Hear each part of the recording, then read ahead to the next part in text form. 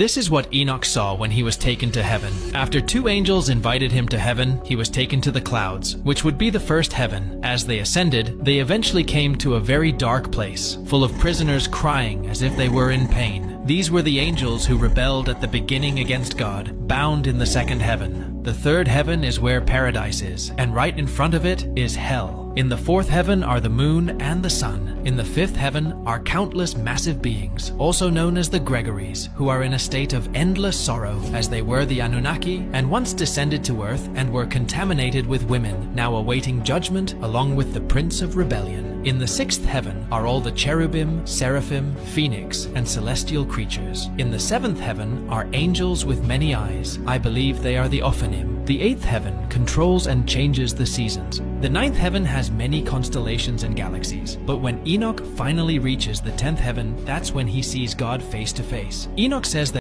Kisah Isra Mi'raj, Mi'raj Nabi sallallahu alaihi wasallam. Semua orang Islam tahu tentang Isra Mi'raj. Bahkan mereka merayakan, itu tidak. Setiap tahun hari apa namanya Isra Mi'raj. Dan hadis-hadis tentang Mi'raj, hadis-hadis yang sahih dalam Sahih Bukhari dan yang lainnya. Bahwasanya Rasulullah sallallahu alaihi wasallam naik ke tempat yang tertinggi di atas di dunia ini, yaitu di langit yang ketujuh di Sidratul Muntaha.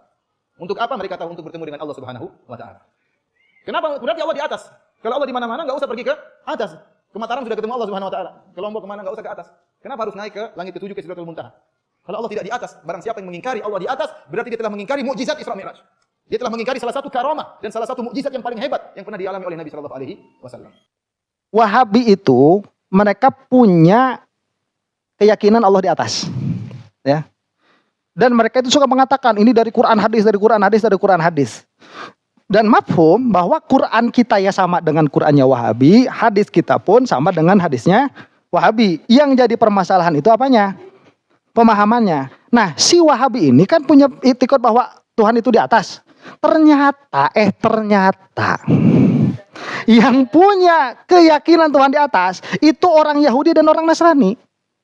Ya, nanti saya tampilkan videonya itu ya. Cuman saya ringkaskan di sini. Dari mana sebenarnya Wahabi itu memahami Allah ada di atas? Pemahaman ini sama dengan paham orang-orang Kristen yang meyakini Enoch bertemu face to face dengan Tuhan di langit ke-10. Ya, ini mah buat mereka. Cuman kan intinya bukan di langit ke-10-nya. Intinya Enoch itu bertemu face to face with God di langit ke-10. Nih, jadi Enoch itu siapa? Enoch itu kalau di kita itu nama Idris. Enoch itu. Jadi kan kalau kisah kita mah begitulah ya. Kan gak terlalu detail tuh kalau kisah kita. Ya kalau di Kristen dia itu agak detail. Jadi kita sebutkan Enoch saja ya. Bisa salah saya menyebutkan nama Idris.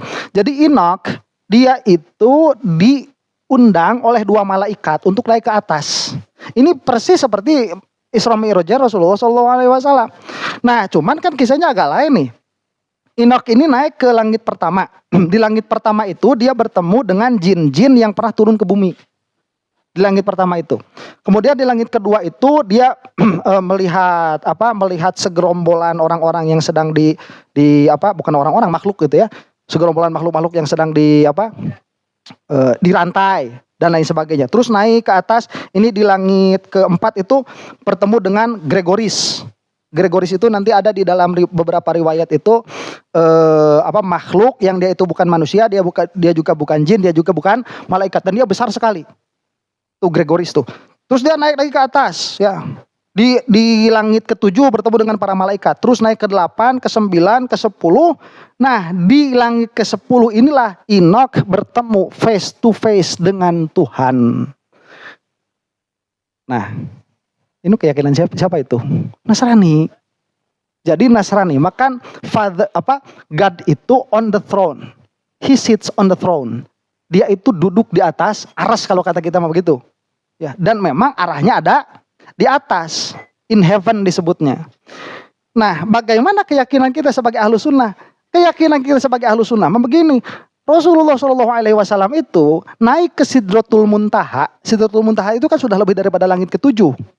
Ya, naik ke Sidratul Muntaha untuk bermukalamah dan muwajahah dengan Allah, tapi Allah bukan di situ.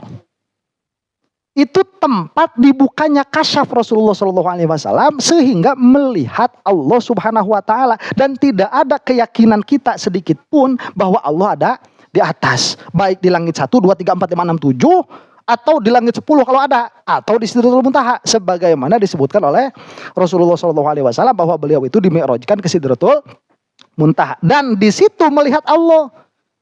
Jadi Sidratul Muntaha itu tempat Allahnya atau tempat melihat Allahnya? Tempat melihat Allahnya, bukan tempat Allahnya. Maka lihat di dalam Islam, itu yang punya keyakinan bahwa Allah tidak bertempat, itu Ahlussunnah wal Jamaah. Ya. Maka Wahabi ini sudah jelas dia itu sempilan. Begitu. Ya ini, nanti saya kasih videonya. Ya sudah demikianlah.